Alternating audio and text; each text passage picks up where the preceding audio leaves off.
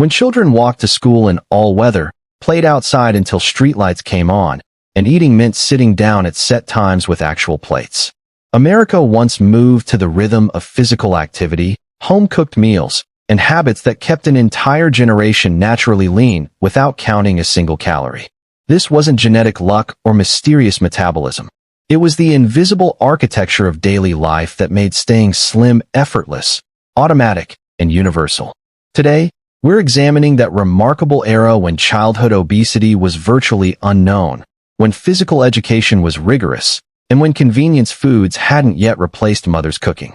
Join me as we uncover 8 daily realities that kept 1960s children naturally slim, revealing what we've traded away in our pursuit of modern convenience. Children's legs were their primary mode of transportation. Every morning, neighborhoods emptied as children walked to school. Not just those living nearby, but children living a mile, even 2 miles away. Rain meant galoshes and umbrellas. Snow meant boots and scarves. They walked home for lunch, walked back for afternoon classes, then walked home again. Add in walking to friends' houses, the corner store, little league practice, and the average child covered 5 to 7 miles daily without anyone calling it exercise. This wasn't a fitness program or deliberate calorie burning. It was simply how children moved through the world. The constant low-level activity created a baseline of energy expenditure that modern children simply don't experience. The shift began in the 70s when stranger danger fears started emerging. By the 80s, working parents found driving more convenient. The 90s brought suburban sprawl where schools were built farther from residential areas. We've gained safety and convenience certainly, but we've lost those automatic miles, that daily foundation of movement that kept children's bodies naturally active and lean without anyone trying. Children ate 3 times daily at set hours. Breakfast at 7 o'clock, lunch at noon, dinner at 6 o'clock. Between these times, food simply wasn't available. If a child complained of hunger, the standard response was simple: you'll eat at dinner time. No granola bars from purses, no crackers to tide you over, no fruit snacks as compromise. This wasn't deprivation or cruelty. It was metabolic wisdom encoded in daily routine. Bodies learned to anticipate meal times, to feel genuine hunger at appropriate intervals. The digestive system got rest. Insulin levels stabilized. Children arrived at mealtimes genuinely hungry and ate proper food rather than having appetites spoiled by constant nibbling. Snack culture invaded through the 70s as packaged foods proliferated. By the 80s, snacking was marketed as normal, even healthy. The 90s brought the idea that children needed constant fueling. We've gained immediate satisfaction certainly, but we've lost that natural rhythm of appetite and satiation, that metabolic pattern that kept caloric intake aligned with actual need rather than constant availability. Children disappeared into neighborhoods each morning, engaging in hours of continuous active play. They rode bikes covering miles of territory. They played elaborate games of tag across multiple yards. They climbed trees, built forts, organized neighborhood baseball games lasting all afternoon. This constant movement continued for 6 to 8 hours daily during summer, 3 to 4 hours on school day afternoons. This wasn't about entertainment or fitness goals. It was childhood itself. The constant movement was incidental to the play, which made it sustainable and enjoyable. Children moved naturally, vigorously, and continuously because that's what playing outside demanded. The caloric expenditure was enormous, but felt like fun rather than work. The outdoor play culture began eroding in the 70s, but accelerated in the 80s and 90s. Rising safety fears, both parents working, proliferation of indoor entertainment, air conditioning, suburban design eliminating walkable neighborhoods, all contributed to children spending increasing time indoors. Today, children average less than an hour daily of outdoor time. Many spend 6 to 8 hours daily with screens instead.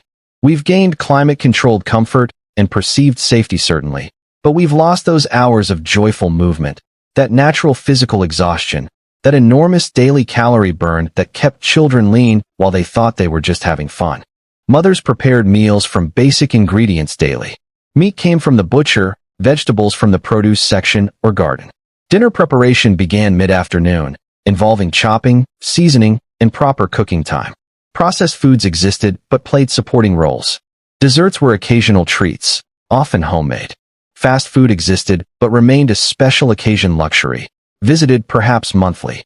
This wasn't gourmet cooking or culinary ambition. It was fundamental food preparation using actual ingredients. The resulting meals contained no hidden sugars, minimal processing, controlled portions, and natural ingredients your grandmother would recognize. The shift accelerated as more mothers entered the workforce during the 70s and 80s. Convenient packaged foods flooded supermarkets. Microwave ovens became standard. By the 90s, home cooking increasingly meant assembling pre-made components. We've gained convenience and reclaimed time certainly, but we've lost control over ingredients, lost the natural portion sizes of home-cooked meals, lost the metabolic advantage of real food over processed alternatives loaded with sugars and fats designed to maximize consumption. Children drank water. Mostly just water. Beverages with meals were simple: milk at breakfast and dinner, water throughout the day. Soda was a rare treat reserved for birthday parties. Juice was expensive and doled out sparingly in small glasses. When thirsty during play, children drank from garden hoses or water fountains. This wasn't about deprivation. It was about liquids serving their functional purpose of hydration rather than becoming vehicles for constant calorie consumption. Children learned to distinguish thirst from hunger, to satisfy thirst with zero-calorie water. Beverage culture exploded in the 80s when soda companies began aggressive marketing toward children in schools. Juice was repositioned as healthy. Sports drinks emerged in the 90s. By 2000s, constant beverage consumption had normalized completely. We've gained flavor variety perhaps, but we've lost that clear distinction between hydration and nutrition, that metabolic advantage of not constantly spiking blood sugar with liquid calories that don't satisfy hunger. Most families owned one television, receiving 3 to 5 channels. Children's programming aired only during specific windows, Saturday morning cartoons, and perhaps an hour of after-school shows. Outside these windows, television offered nothing appealing to children. Parents enforced strict limits regardless. Even children allowed unlimited viewing found themselves bored after their shows ended, naturally gravitating back outside. This limited screen time wasn't primarily about content concerns. It was practical reality shaped by technology. The consequence was children spent perhaps 1 to 2 hours daily sedentary before screens versus modern children averaging 7 to 8 hours. Cable television in the 80s brought 24-hour children's programming. VCRs allowed endless rewatching. By the 90s, televisions multiplied throughout homes. The 2000s brought streaming, gaming, tablets, phones. We've gained unlimited entertainment certainly, but we've lost those empty hours that forced physical activity by default, lost the natural movement that happened when boredom could only be solved by going outside. Dinner plates measured 9 inches across, not 12. A serving of meat was 3 to 4 ounces. Vegetables filled half the plate, starches a quarter, protein a quarter. Beverages came in 8-ounce glasses. Restaurant portions mirrored home portions. Children received smaller portions than adults, adjusted for their size and needs. This wasn't about restriction or leaving anyone hungry. It was about natural portion sizes that matched human nutritional needs rather than maximizing food consumption. People ate to satisfaction, not to plate emptying, because satisfying portions fit on normal plates. Portions began expanding in the 70s as restaurants competed on value. The 80s brought supersizing as marketing revelation. By the 90s, portion inflation had become systemic. Today, restaurant portions are 2 to 3 times 1960s sizes. Home plate sizes have grown to accommodate larger portions. We've gained perceived value perhaps, but we've lost that natural calibration between portion size and actual nutritional need, creating an environment where overconsumption became unavoidable even for people trying to eat normally. Children worked. This wasn't optional or negotiable. Every child maintained daily chores requiring physical effort. Making beds each morning, properly with tucked corners and smooth covers. Washing and drying dishes by hand after meals, standing at the sink for 20 to 30 minutes. Sweeping floors, dusting furniture, taking out trash. Outdoor chores demanded even more. Mowing lawns with push mowers requiring genuine strength. Raking leaves across large yards. Shoveling snow from driveways and walkways. Washing cars by hand with buckets and sponges. Weeding gardens, sweeping porches. This wasn't child labor or exploitation.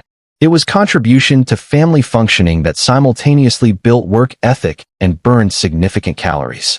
The physical nature of household work, done without modern labor-saving devices, added hundreds of daily calories to children's energy expenditure while teaching responsibility and capability.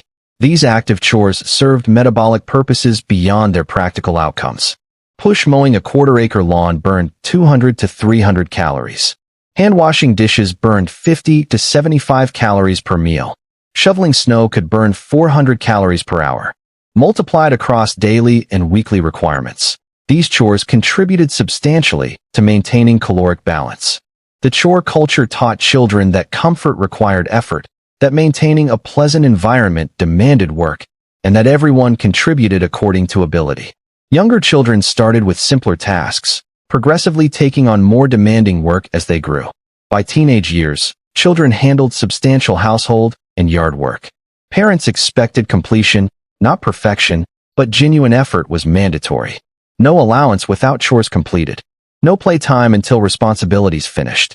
Labor-saving devices proliferated through the 70s and 80s, reducing physical demands. Dishwashers, power mowers, leaf blowers, automatic sprinklers eliminated the most vigorous chores.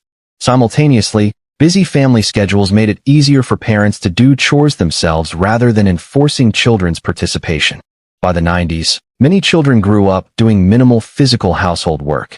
Today, many children have few or no regular chores, especially physically demanding ones.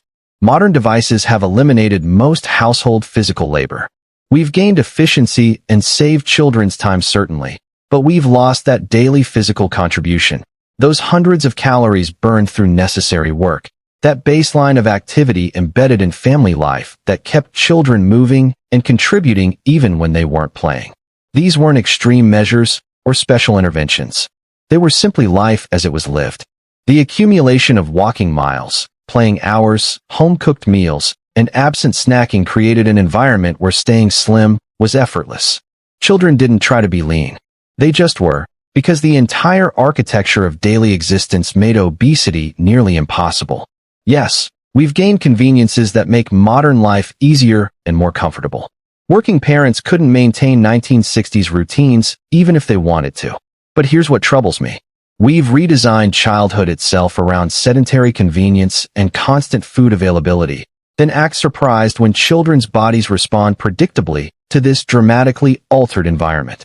Those slim 1960s children weren't special or different. They were simply living in a world that demanded movement and limited consumption as default conditions of everyday life.